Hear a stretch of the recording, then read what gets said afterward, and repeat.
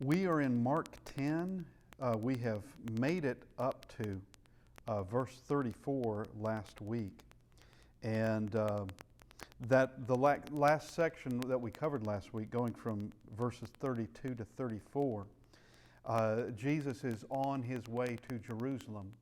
And those with him are both amazed and they are afraid, because he has told them on more than one occasion what's going to happen. And he's about to he tells them again that the Son of Man will be betrayed to the chief priests and the scribes, and they will condemn him to death and deliver him to the Gentiles. And they will mock him and scourge him and spit on him and kill him, and the third day he will rise again. So he has told them this more than one time.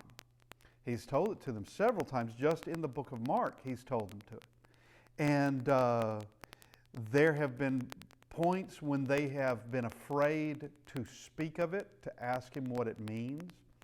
It has been something that they have had in their minds, and it is a certainty. And I believe that they are amazed and afraid, because the last place you would want him to go, if you didn't want him to die, and if you didn't want these things to happen, and he's telling this by way of prophecy. He's telling them precisely what's going to happen.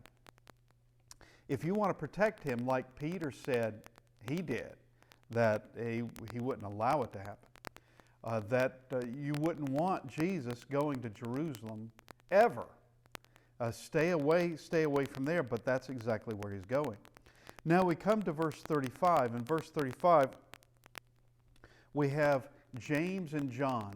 Now, understand that the apostles are men too. They're people, just like everybody else. And we can set certain folks up on a pedestal and think that they are just sterling, that they're made out of marble or they're made out of silver and gold, and that they are perfect people. And the Bible presents everyone truthfully, and sometimes painfully.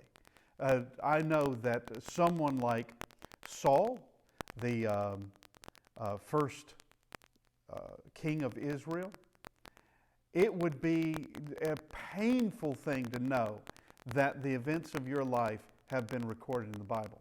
But you did them, and we need to know about them, and there they are. You have others such as Jonah, with his weaknesses. He's a prophet. He has a major weakness. But you also have people like Elijah. Elijah also has his weaknesses, where he considers himself to be the last of the righteous. Just take me and let that be that.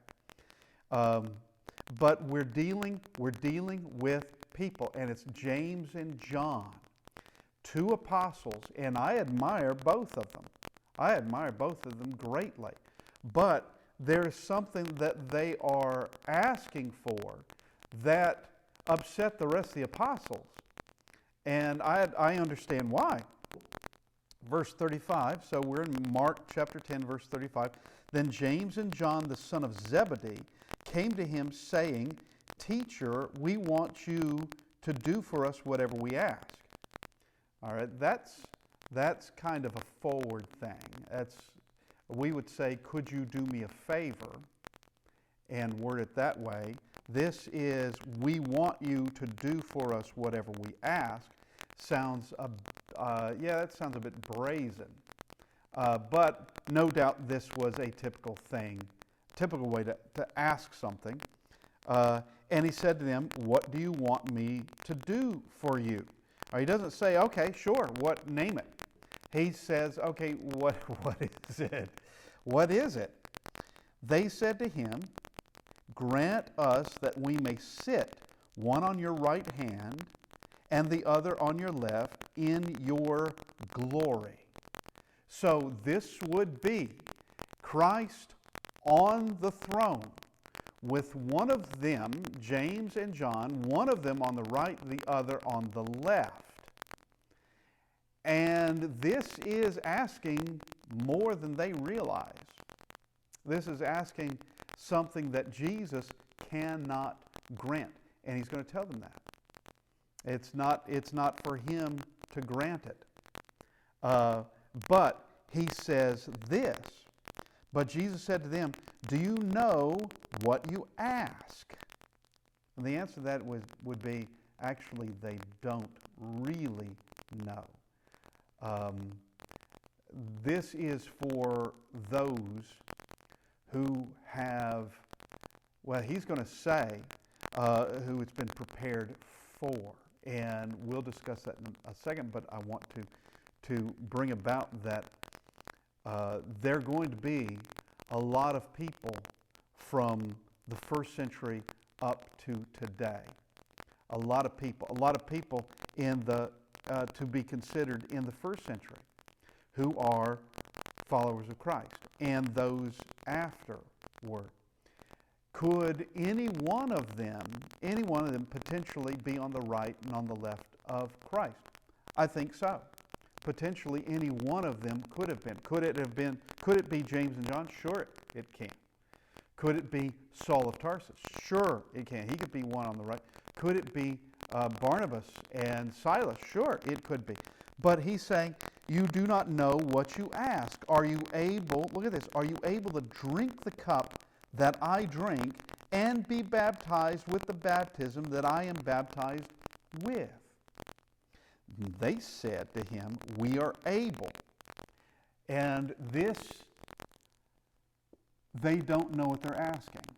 Now he's about to tell them they will, but they don't know what they ask, because the cup that he's going to drink out of and the baptism by which he's going to be baptized in is suffering and dying for God. For the message, of course, he's going to be dying for the salvation of humanity, souls of all, to take care of sin. Now, James and John can't do that. But there is a cup that's going to be a cup of suffering. There's going to be a baptism that's going to be that of going all the way to death. It is faithful until death, and it's not going to be an easy road. It's not. Now, when he says, are you able to drink from the cup that I drink? That's specifically a cup that is handed to Christ, and it will be a similar one handed to all others, similar one, and be baptized with the baptism that I'm baptized with. Now, we just need to understand for a second, Jesus has already been baptized, and it was John the Baptist that did it, and he did it for righteousness' sake. And being that James and John, and we know this, were disciples of John the Baptist, we do know this, that they would have been baptized as well, baptized by John. And they too, James and John, would have been baptizing others. Jesus taught baptism for the remission of sins. He taught that, for the kingdom of heaven is at hand. He taught that. And he himself baptized no one, but his disciples did, and James and John would have been part of that. So when he talks about being baptized with the baptism that I'm baptized with, that's not what they all had gone through. That was baptism for the remission of sins. And that's a painless thing. Painless. And it is one that brings you into newness of life. Yes, your sins are forgiven. But this baptism carries with it, the word baptized means to be immersed. To be immersed in something. Okay, and we can know that water baptism is water baptism, but this is being immersed in something. And it would be in pain and humiliation and death. They said to him, we are able. So he said to them, you will indeed drink the cup that I drink, and with the baptism I am baptized with, you will be baptized. So he says, they said we're able, though I doubt they understood it, because they have not witnessed the cup he's about to drink yet, or the baptism by which he's going to be baptized. They've not witnessed it yet. He's told them some things, like he just told them, verses 33 and 34. He's told them, but they haven't witnessed it as of yet. But he says, yeah, it's going to happen. It is going to happen. And that is him prophesying concerning them specifically. Concerning them specifically. And when we have Peter coming along, let's do this just for a second. Let's go to John chapter 20.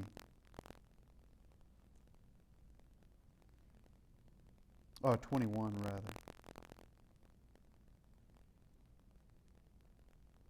All right. And we come to, let's just begin in verse 18. So John 21, verse 18.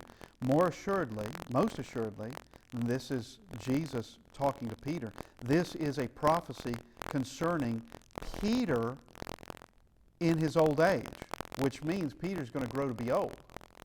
Most assuredly, I say to you, when you were younger, you girded yourself and walked where you wished. But when you are old, you will stretch out your hands, and another will gird you and carry you where you do not wish. This he spoke, signifying by what death he would glorify God. And when he had spoken this, he said to him, follow me. Then Peter, turning around, saw the disciple whom Jesus loved, following, who also had leaned on his breast at supper and said, Lord, who is the one who betrays you? That's John. Peter turns and looks at John. Peter, seeing John, said to Jesus, but Lord, what about this man? Okay. What Peter has been given has been both good and bad news. The good news is you're not going to die a young man. You're going to live for a while. You're going to get to be an old man. The bad news is there'll come a point in time when someone else is going to be girding you and carrying you where you don't want to go. So that kind of upset him. He looks at John and says, what about him? And what Jesus says is, if I will that he remains till I come, what is that to you? You follow me. And of course, John then explains that this saying was misunderstood, but all Jesus said was, if I will that he remains. He doesn't say that Jesus willed that to happen, but that if Jesus willed something else for somebody else, what's that to you? You follow me. All right? What Peter should have, and Peter probably didn't know this, but the fact is that what Jesus tells James and John in Mark chapter 10, what he tells them is that it's not going to be easy for them. When he says, indeed, you will drink from that cup. You will be baptized by that baptism. When he says that, he does mean that it's not going to be easy for them at all. It will not be easy. And for someone like Peter to think that everybody else is going to have it easy, and he's not. It comes down to what Jesus said. What is that to you? Follow me. What does that matter? What does that matter? You follow me. Now, going back to Mark chapter 10, and he says this in verse 40. So he tells in verse 49, you're gonna drink from that cup, and you're going to experience these things. It's going to be a hardship, and there will be death. Verse 40, but he says this, but to sit on my right hand and my left hand is not mine to give. It's not his to just grant as a favor. To say, because no one had asked this before, probably because no one had thought of it before, or if they hadn't asked him about it. But James and John, and if we were to go over to Matthew chapter 20, we see where their mother is also involved in this. Now Mark doesn't give us this detail, but that they are asking this, and probably no one else has ever asked this before. But he says, that's not mine to give away as a favor. He can't do that. That Jesus, with all his power, isn't going to grant you anything you ask him. He's not going to do it. There are certain things out of his will. Now, this is going to come into play, or I should say, we need to put this into perspective when we get to that of the fig tree, that Jesus is going to curse and the fig tree is going to die. All right, because there's a lesson involved in it. And we've got to keep this in mind when Jesus speaks of the lesson of that fig tree.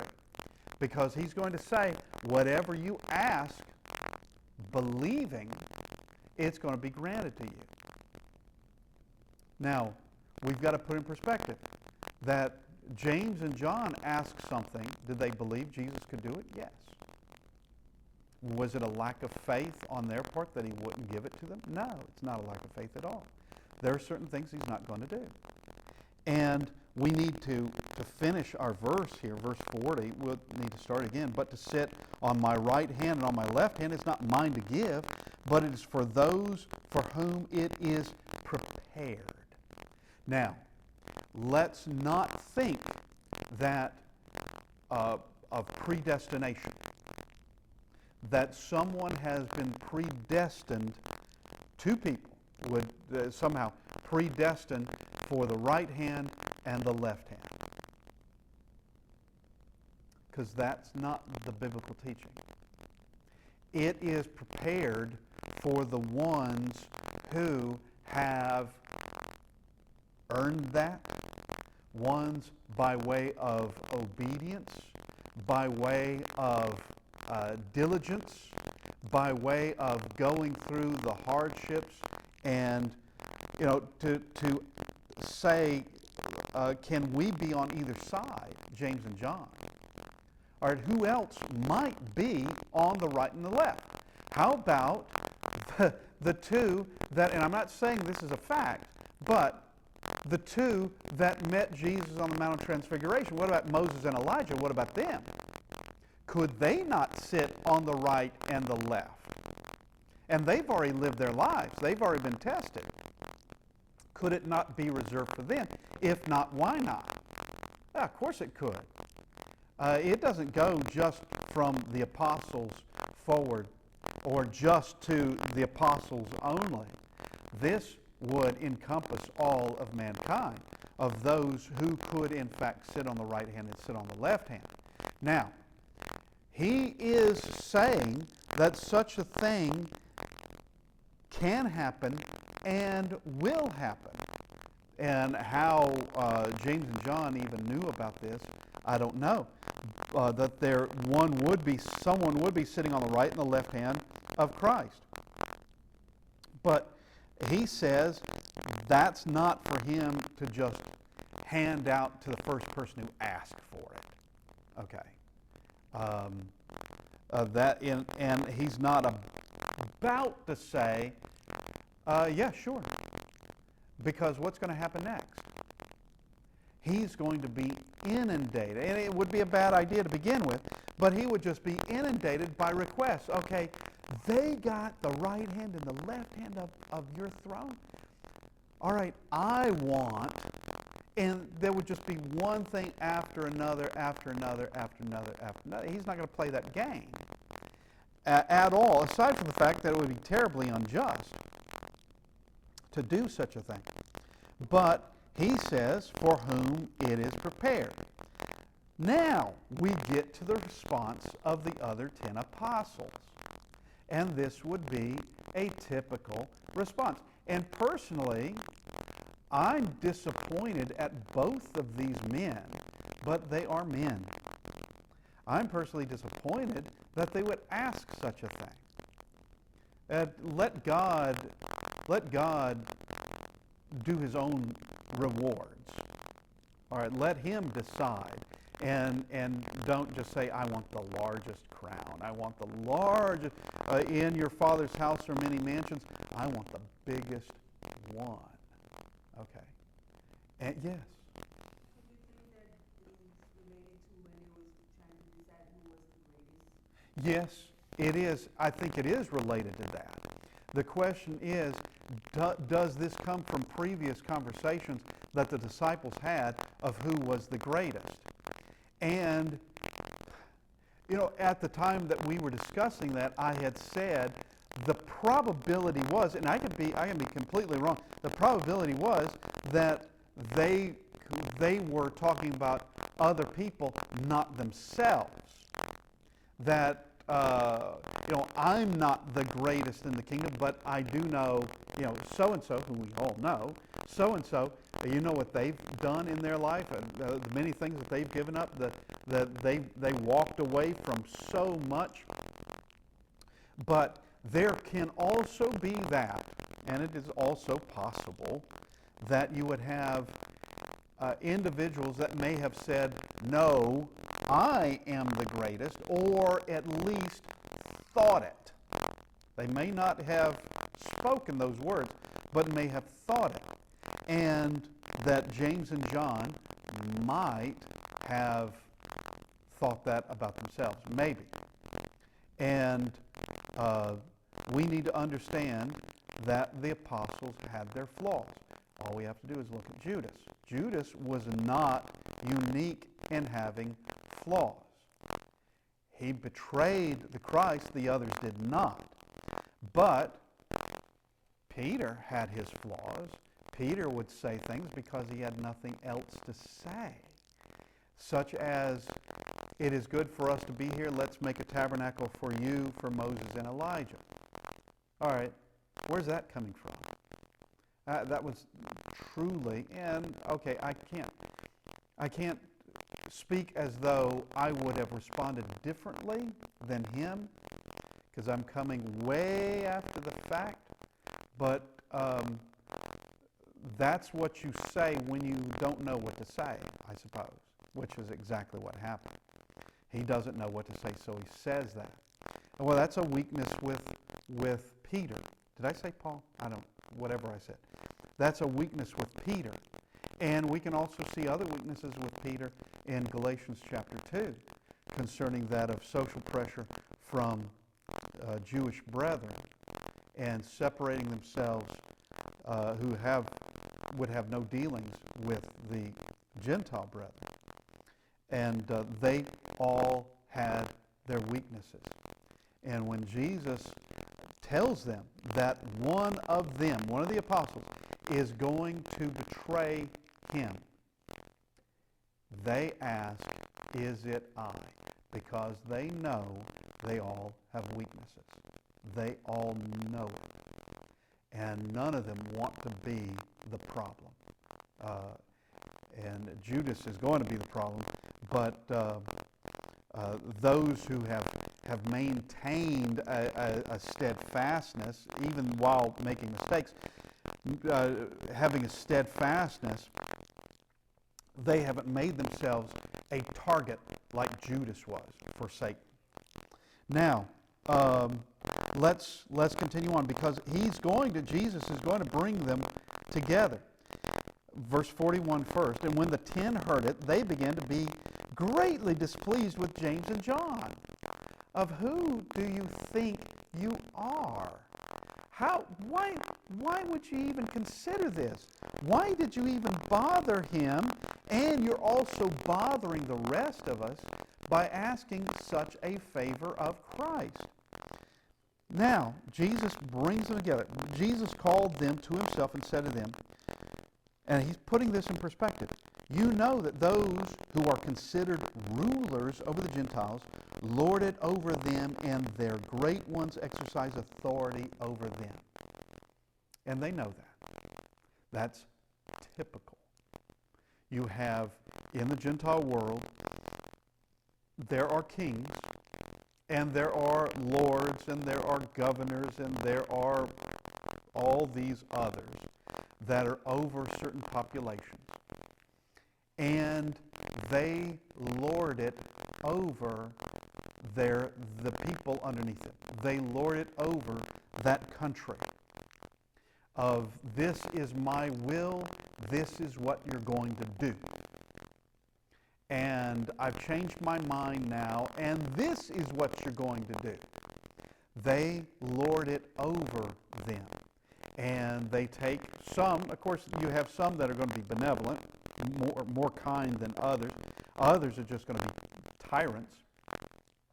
But nevertheless, they are ruling with a different attitude than what's going to be in the kingdom of heaven. What's going to be the kingdom of Christ. He said, they lord it over them, and their great ones exercise authority over them. Verse 43, yet it shall not be so among you, but whoever desires to become great among you shall be your servant. Whoever wants to be great in the kingdom is going to have to lower themselves greatly. You're going to have to be a servant of all and be willing to do that. And verse 44, and whoever of you desires to be first shall be slave of all. For even the Son of Man did not come to be served, but to serve, and to give his life a ransom for many. Now, it is true. Jesus, if he wanted to, if it was in his will, he could set himself up any place he wanted to. If it was Jerusalem, any place well, really any place he wanted to, especially in Palestine. Any place he wanted to. He could have set himself up as king in Nazareth if he wanted to. And Nazareth would have become this extraordinary city if he wanted to, because people would follow someone like him if what he's doing is performing miracles and showing great works and things like this. And they wanted to force him to be king in John chapter 6. They wanted to do that. They were going to make him be king. And he, if it was in his will, he could have accepted it. Now, Jesus could have had a palace. He could have had an entourage and guards, and he could have had impressive, talented people around him, and lived in luxury if that's what he wanted to do, and tax the people as heavily as he wanted to tax them, or make whatever decrees he wanted to make. He could do that. But he didn't come to be served. He came to serve. And if our Lord came to serve, then he's teaching us we've got to serve as well. And not to grow weary of doing well, of doing good. Not grow weary of it. To continue, not to tire of it, but to continue day by day by day, knowing that serving is precisely what you and I were created to do. And, you know, there are people who they want to do great things, but they're not willing to do lowly things. While the great things are great, lowly things are needed too. Lowly things must be done. The one who would rather save the ship from sinking may be the very one that, here is the limelight of this heroic act. You've saved the ship from sinking and everyone's appreciative of that. But is that same one willing to clean the toilets on the ship? Same one willing to help, do the laundry or wash dishes or other things? And when it comes to the church, the kingdom of God, we are called to serve each other. We are called to do that. And each of us has our own talents. Yes, there are certain things I'm not very good at doing. But there are a lot of things almost every one of us can be doing. There's a lot of things that every single one of us can be doing. And Jesus came to serve. And he is going to show this in really escalating ways. He has been healing the sick, casting out demons. He's been doing numerous things, raising the dead. But he's also going to be washing feet. And then he's also going to die on the cross. And he's doing it for all of us. That is extraordinary servitude. Service to us all that none of us could have done. I cannot die for my own sins, and I most certainly cannot die for yours. But Christ could. And if it was his will, it of course would be the will of God entirely. They could have destroyed this earth centuries ago, and that be that. All right, sin is into the world. There's a plan that we can resolve this issue, or we can just destroy it now. All right, just destroy it now, and that's it. All right. But there is a greater plan and a greater love than that, far greater love than that, that required Jesus in due time to come to this earth and to die for our sins and give his life a ransom for many. That's what he's going to do. And that, what he's been saying concerning what the elders and chief priests and then the Gentiles are going to do to him, that is going to take someone willing to lay their life down for everyone else. Everyone. And we just come back to this verse, verse 43. Yet it shall not be so among you, but whoever desires to become great among you shall be your servant. And whoever of you desires to be first shall be slave of all. We're not lording it over each other. And I tell you, all we have to do is just do a quick look in the religious world. And you see some of these religious leaders, you see some of these who hold titles, and they wear the fancy robes, the fancy hat, and they have, you see that they're not behaving like this. It may seem like it, but that would be pretty shallow. You go a little bit further down, and you're going to, it's like back where we used to be. There was a denomination just down the street, and something internal was happening inside that thing. I forgot the name of the place. Something, and they had picketers outside, and they were members there of that particular denomination. They were members there, and they were picketing. And I remember some of the things that they said and they're talking about their pastor, their reverend so-and-so, wearing like $500 shoes. All right.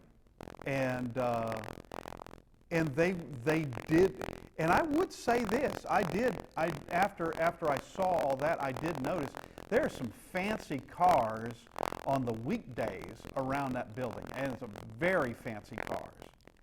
And I would have to say that probably Reverend so-and-so was not the servant of all. He's being served. And he's serving himself quite well.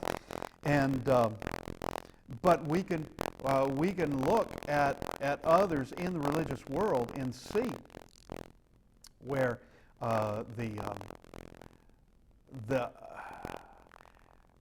being given private jets, palaces, or mansions, all of these things in this past week. This past week it was in Sunday's bulletin of a particular cult leader, early part of 20th century. That the man lived in luxury, the man traveled in luxury, he had his own bodyguards, he made millions of dollars by followers and people who thought that he had healed them, and he hadn't. And he also left behind a wake of people who died believing he could heal them. Well, he didn't heal them, and they died. He didn't heal anybody. But he's not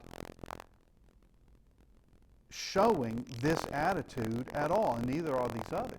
They're not showing this attitude at all. They want to be great because they want to be great. And they have found a way to do that. They have found their way, their particular niche or their particular mode of becoming great and having basically all they desire.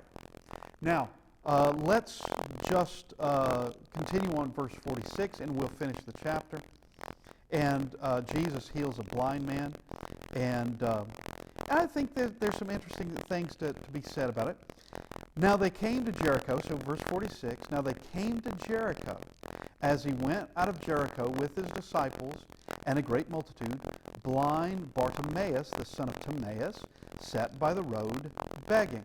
So this is the road between Jericho and Jerusalem, and they've been heading to Jerusalem.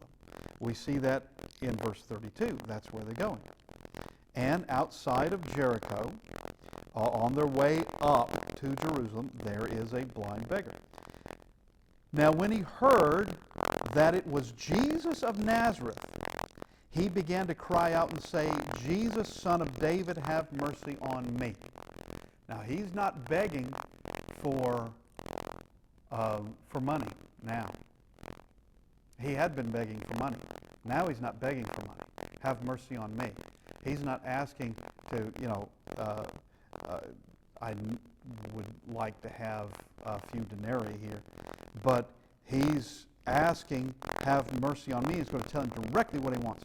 Then many warned him to be quiet, but he cried out all the more, Son of David, have mercy on me. Now, people are people are people are people.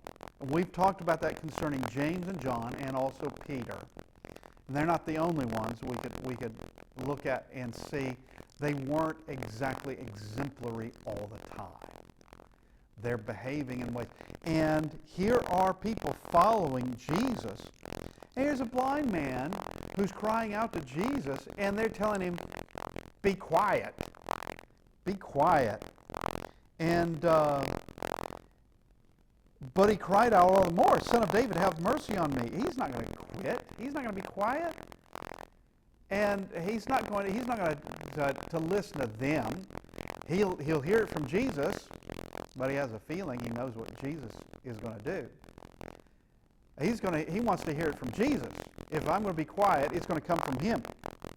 So Jesus stood still and commanded him to be called. Then they called the blind man, saying to him, be of good cheer, rise, he is calling you. And some of these who are following Jesus don't always act the way you think they ought to act. Well, welcome to humanity. That's what happens. Do not think, and there are enemies of the church, who they make the excuse that there are hypocrites in the church. Of course there are. Not everybody is, but of course you find hypocrites everywhere. That there are people in the church that don't act the way they should. Well, of course. That's exactly right. They're not in the church because they're perfect. They're in the church because they know they're not perfect and they need help. This is not a shocking thing.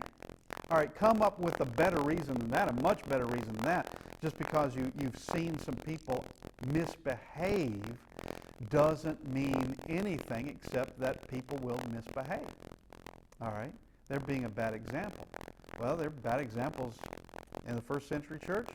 They're bad examples today. Bad examples in between. So, he's calling you, verse 50. And throwing aside his garment, he rose and came to Jesus. So Jesus answered and said to him, What do you want me to do for you? The blind man said to him, Rabboni, that I may receive my sight. Rabboni is my great one, the great one, this great teacher, that I may receive my sight. And Jesus said to him, Go your way, your faith has made you well. And immediately he received his sight, and this is great, and followed Jesus on the road. He's not begging on the road outside Jericho anymore. And he doesn't go back home. He's now following Jesus. And the one they were telling to be quiet now is following Jesus.